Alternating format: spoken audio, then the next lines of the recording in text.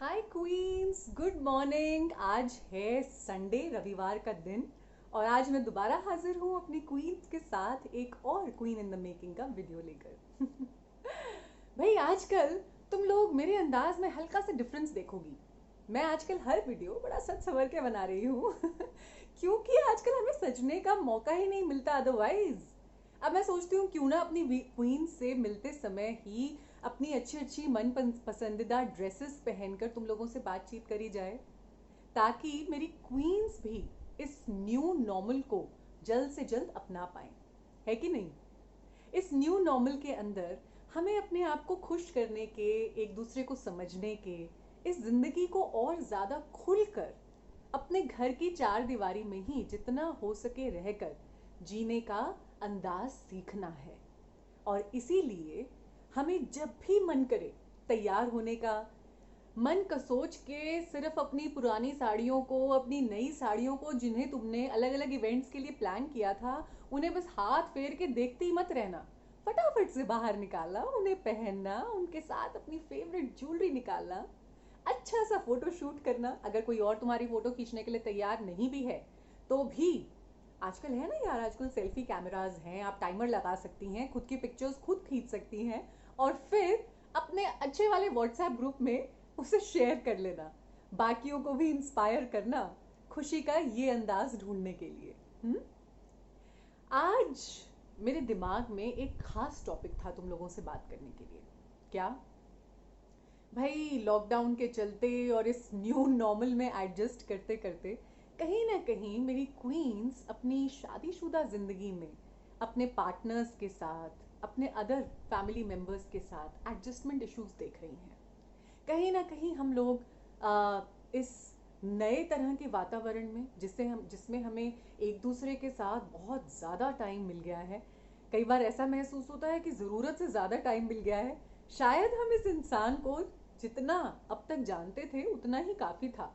अब इतना सारा जान लिया है उन सभी तमाम लोगों के बारे में जो हमारे साथ इस लॉकडाउन में लॉक हो गए हैं हमारे ही घर में, कि कहीं ना कहीं अलग अलग प्रश्न उठने लग गए हैं रिश्तों के बारे में।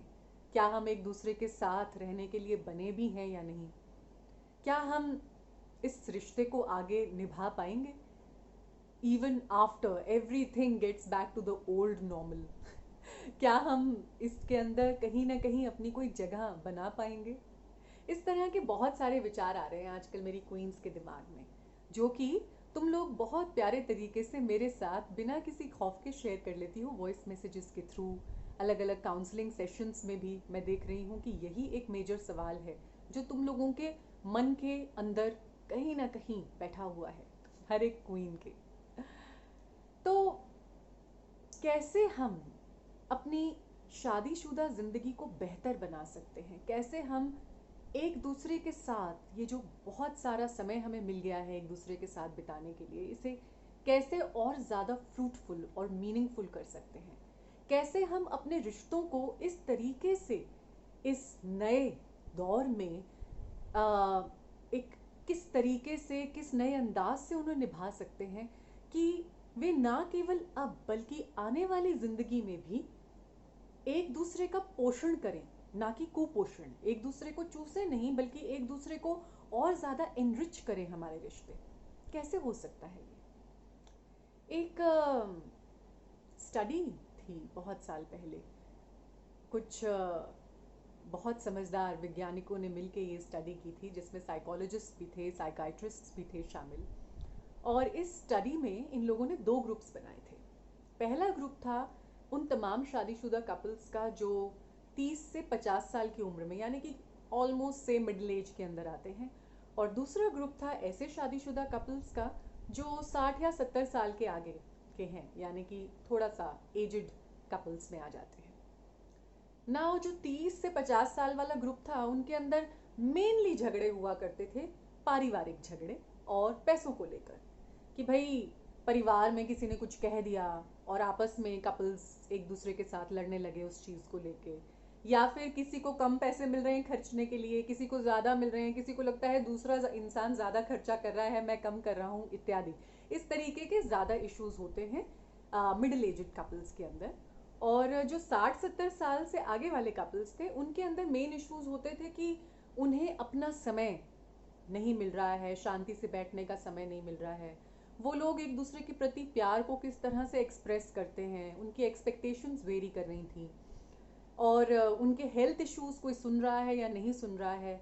कपल के अंदर अगर एक पार्टनर के हेल्थ इश्यूज दूसरा पार्टनर ज़्यादा केटर टू नहीं कर रहा है तो उसकी वजह से जो है उनके झगड़े ज़्यादा बन रहे थे।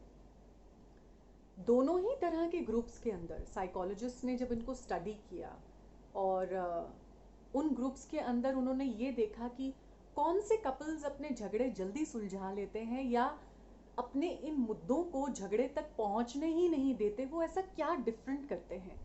तो उन्होंने साझा किया कि जो कपल्स इस बात को समझ जाते हैं कि शादी का ये मायना नहीं है कि कौन ऊपर रहेगा और कौन नीचे रहेगा, कौन डोमिनेट करेगा और कौन चुपचाप पैसिवली सुनता रहेगा, कितनी जल्दी कौन सा पार्टनर दूसरे पार्टनर के ऊपर हावी हो सकता है। बल्कि शादी का ये मतलब है कि दो बहुत ही अलग अलग लोग जिनके दो अलग अलग दुनिया चल रही हैं, जिनके दो अपने अपने असूल चल रहे हैं, जो पहले से ही बचपन से ही अपने साथ अलग एक्सपीरियंसेस का टोकरा उठाए आ रहे हैं, वो दो लोग जब आपस में मिलते हैं, एक शादीशुदा बंधन में बंधते हैं, तो दोनों के बीच में एक ऐसा सामंजस्य क्रिएट हो कि ना तो पहला इंसान दूसरे से ये डिमांड करे कि जो मेरा लाइफस्टाइल है, जैसा मेरा जीने का तरीका है, तुम बस चुपचाप उसके अंदर ढलते चले जाओ, मेरे हिसाब से अपने सपने देखो, मेरे हिसाब से अपने सपनों के लिए एफर्ट्स लो, मेरे हिसाब से जो एक कंबाइंड फैमिली यूनिट के रिसोर्सेज हैं उन्हें यूज़ करो, मेरे हिसाब से सब कुछ करो।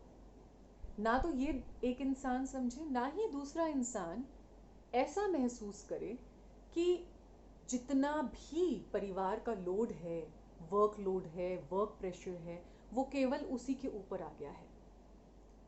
इस तरीके से जब दो लोग एक दूसरे को इतना ज़्यादा समझ लेते हैं और सपोर्ट करना शुरू करते हैं कि एक दूसरे की राय, एक दूसरे की मर्जी, चाहे वो अन्य से कितनी ही अलग हो, उनसे कितनी ही डिफरेंट हो, उनके समझ से कितनी ही बाहर हो, उसे रिस्पेक्ट देना और उसे कहीं ना कहीं कैसे भी करके एक मिडिल पाथ निकाल के उसे एडजस्ट करना अपने इस शादीशुदा जीवन के पथ पर।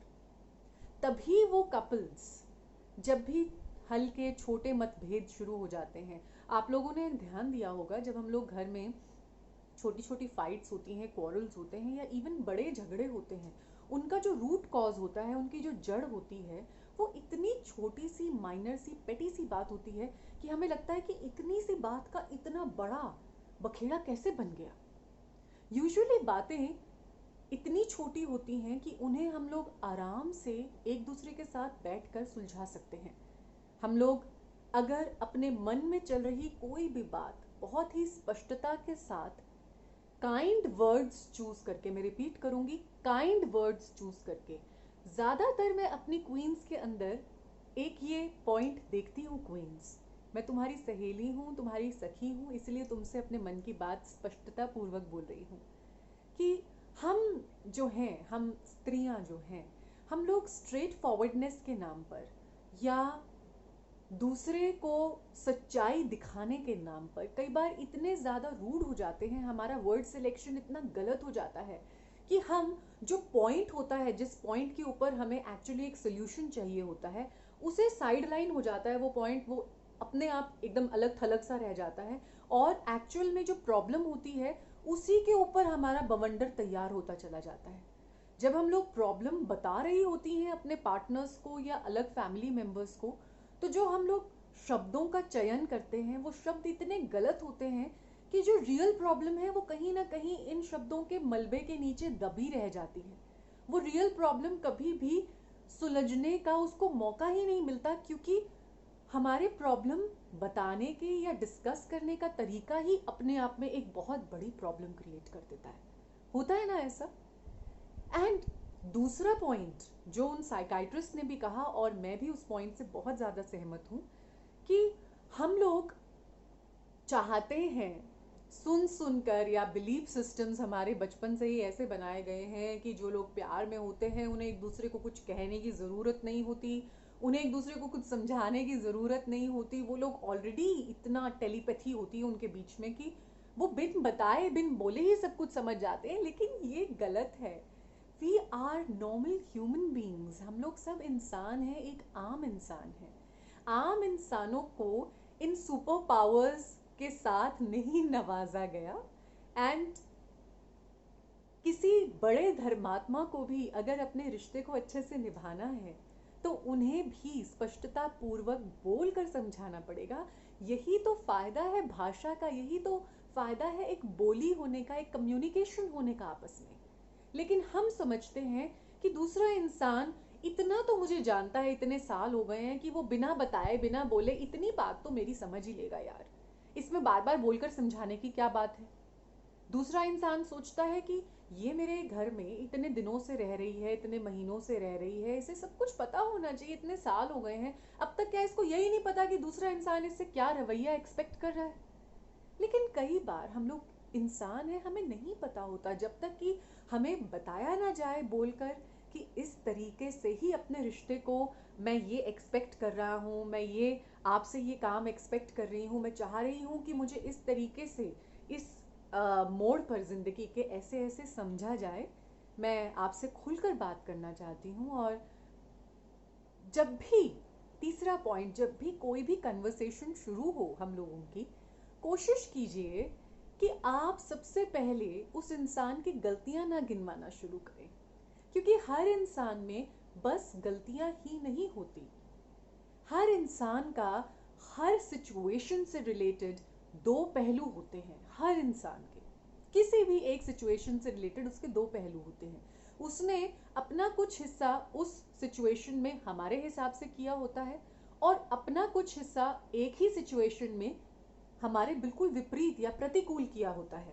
अनुकूल और प्रतिकूल, कुछ हमारे अगेंस्ट होता है उसका हिस्सा, कुछ हमारे फेवर में होता है।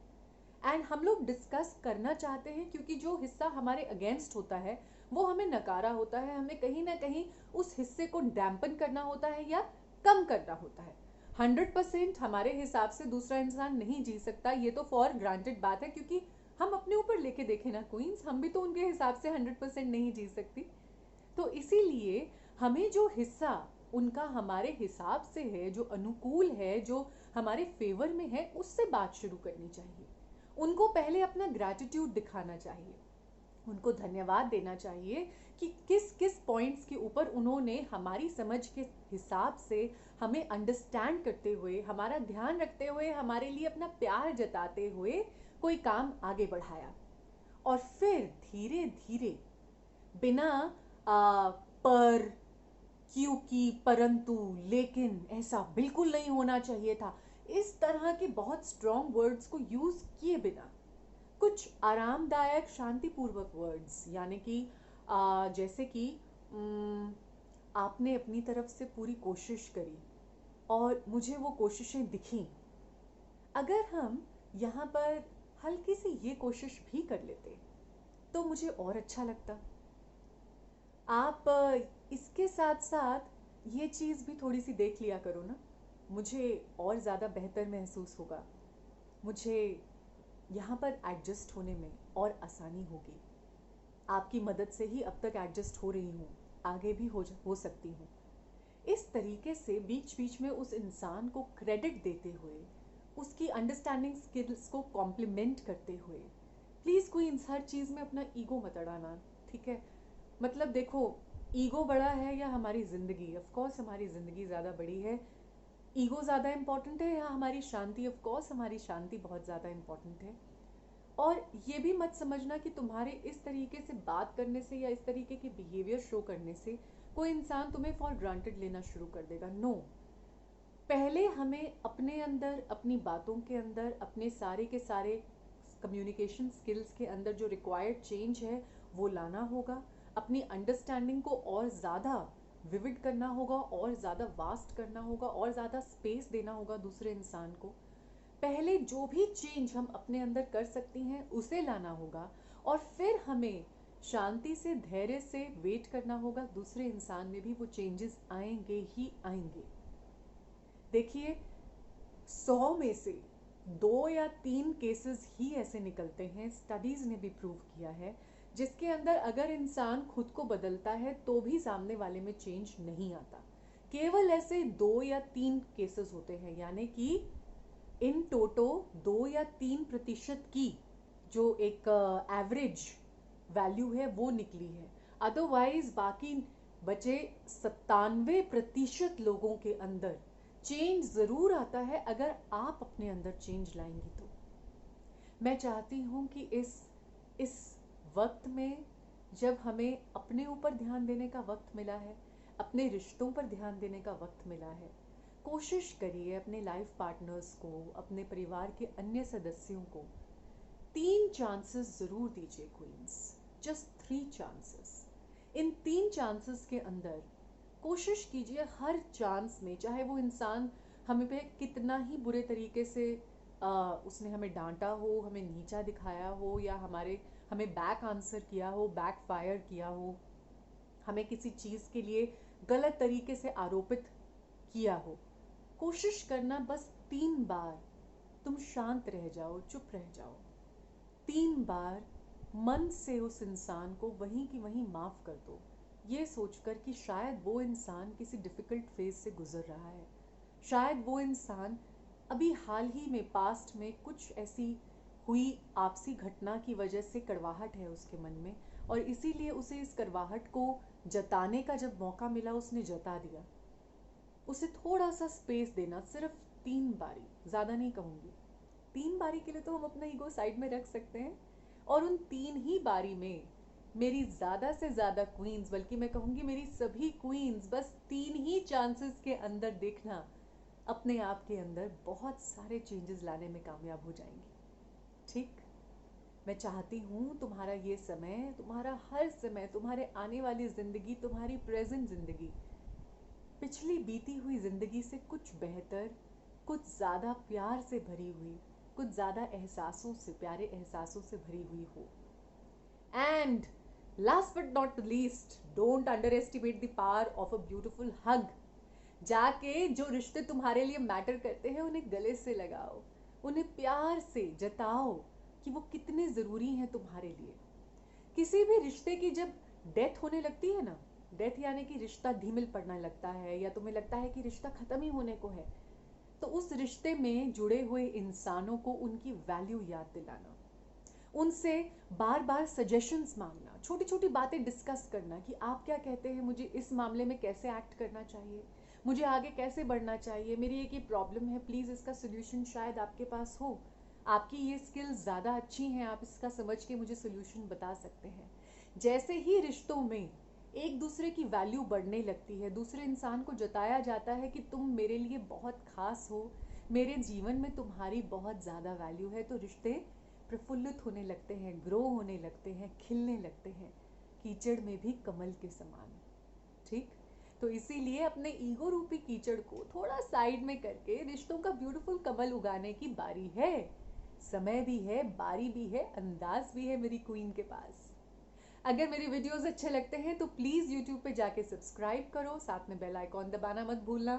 फेसबुक और इंस्टाग्राम पे भी मुझे फॉलो कर सकते हो, और ट्विटर पे तो हम लोग बहुत सारी बातें कर सकते हैं, वहाँ पे भी आगे मुझे फॉलो कर सकती हो। तो आई लव यू ऑल, ध्यान रखना, stay safe, stay healthy, stay in love. I love you, bye.